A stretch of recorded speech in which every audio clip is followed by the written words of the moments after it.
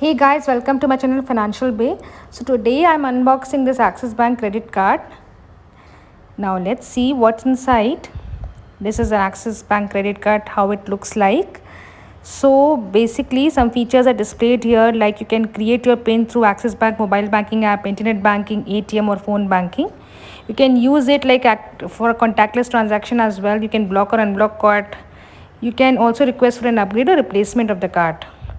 This looks good actually. Through mobile banking, internet banking, phone banking, numbers are also given here, and all these steps and procedures are easily mentioned here.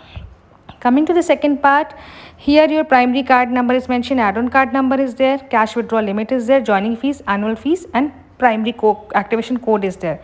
Joining and annual fees is nil for this card, that is why I ordered it. And best part is the Swiggy feature, which I liked it, because generally we people order from online, and that is the main thing. We get 40% off on the Swiggy. So these are the more benefits.